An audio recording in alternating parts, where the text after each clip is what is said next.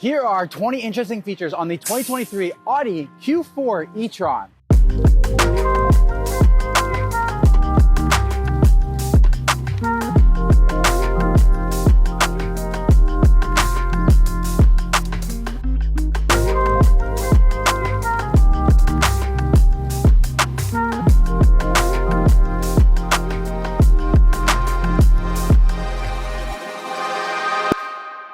I'm here at Audi Queensway in the Toronto area, so if you guys are in Toronto and you're looking to purchase an Audi, make sure you guys come check out Audi Queensway. Now, let's get into these top 20 features. The first feature I always like to start off with is the key fob. So this is the Audi key fob that you're gonna get. It's a matte black with a aluminum trim, and surprising like the other e-tron that I was doing, there's no e-tron logo on the back of the key fob here, which I thought that would be there, so that's interesting. The next feature is this massive Audi grille, which has got a lot of chrome and gray to it, a lot brighter than any other car that I've been test driving. We also have e-tron stamped in at the bottom of the grille here. You don't need a lot of airflow through because you don't need to cool down the engine and the radiators, but you really just need it for the climate control system. There's a little bit down at the bottom for that. The next interesting feature is the fact that the Audi logo is more of a flat flush and doesn't have the 3D design of the other models. I think that's something that the e-trons with Audi are doing, is more of a flat logo design versus when on their gas engines. Right below the logo, you also have a panel here for the front camera if this car did have the surround view parking system. The next interesting feature is the LED headlights. There's actually 4 sections here for the high beams and the low beams, and you have the turn signal that comes as a thin stripe all the way across the top. The next interesting feature is the 19-inch wheels at the front, and for an electric vehicle, I'm actually surprised at how non-aerodynamic these are. I mean, they are a little bit with wide stripes here, but usually with electric cars, they have really pronounced in electric, and you don't see as much holes are in this, as this one. So begs differ, is there an upgraded wheel option that's a little bit more aerodynamic for the Q4? The next interesting feature for me is the fact that not at the very bottom, but in the top of the side skirt, you have this aluminum part that goes through and really breaks up between the door and the lower side skirt.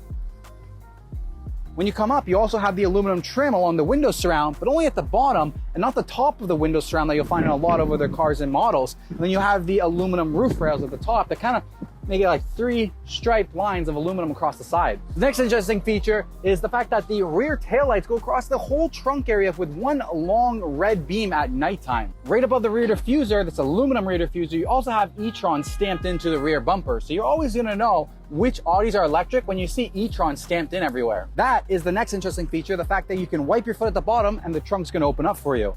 We've got a plastic trunk trim here. You can open up and we have storage for roof rails as well as your electric charging cable. This privacy cover does disconnect and allow you to have a little bit more cargo room. The next interesting feature is at the top here. Beside the close button, there's a lock button. So after the tailgate closes, it's gonna lock all the doors for you so you can grab your groceries and get inside. The next interesting feature is the comfort door access. So after the car is locked, as soon as you put your hand inside the door handle, it's gonna unlock for you. Before we move on the inside, we also have the charging port right here where a normal gas engine port would be. And you're gonna have level 1, 2, and 3 charging capabilities. Now in the back seat, we have this black leather interior. You have a center console that comes down, 2 cup holders right there. I've got plenty of room. The driver's seat is in an optimal position. I have so much leg room and so much headroom back here. We also have 2 USB-C charging ports for charging up some iPads and a rear climate control temperature. You have some cargo nets for any items that you need to have. And other than that, you just have plenty of room in the back seat of this Q4. Another interesting feature is with no drive shaft coming to the back wheels, you have lots of leg room for the center seat. Now hopping into the driver's cockpit, the first interesting thing I noticed is this is an S-line vehicle. So we have an S bouldered into the leather seats up here. Very aggressive bolstering to keep you inside. I also noticed that the infotainment system is curved towards me. I like that. I also like how we don't have a electronic display for the climate control and we have physical buttons for that climate control. I do notice on the SQ we have a smaller digital gauge cluster and flat top steering wheel, flat bottom, perforated on the side, which is very interesting. The transmission control is just a little toggle down here, as well as 2 cup holders, 2 USB-C ports, and a center console with additional extra storage down here. Now everything else that I got to show you guys is a little hard to show from the tripod, so I'm going to hop behind the camera and show you guys all the interesting features from the driver's cockpit. Now the first thing that I find interesting, the aluminum door sill you have for the S trim, as well as those aluminum pedals. It is also a manually adjusted steering wheel here. The push button start is down right here.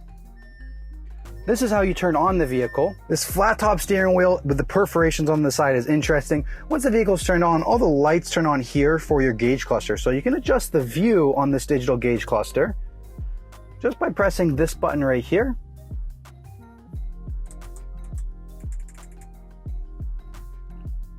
You can also go through and select different information that you'd like to be displayed.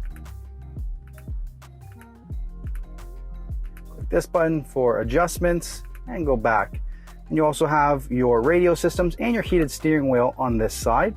You do have paddle shifters here, but this paddle shifter is for the regenerative braking that you can equip. Now you can also go into drive and then braking mode, which will be full regenerative braking. You have your cruise control toggle down here, which I find is a little odd that it's not on the steering wheel. Then you have your infotainment system, all the different items you can go through. Main menu, you can go into vehicle settings, Audi Drive Select, charging, driver's assistance can all be adjusted. So speed warning, traffic light information, adaptive cruise control, distance warning, lane departure warning, Audi Presense, so much driving assistance that you can go through. Lights and visibility. Interestingly enough, there's no interior lighting on this model. You can set some favorites. Audi Drive Select is also done down here as well. So you can go between dynamic, auto, comfort, or efficiency. Your climate control menu, I like how you still have physical buttons for everything. That is nice to have compared to just a large digital display screen. You do have radio power and next song and volume control by circling this dial here. Parking is, also the parking brake at the same time. You can go into those Audi assistance buttons, and then down below those two USB-C chargers and the cup holder and that additional storage in the center console here.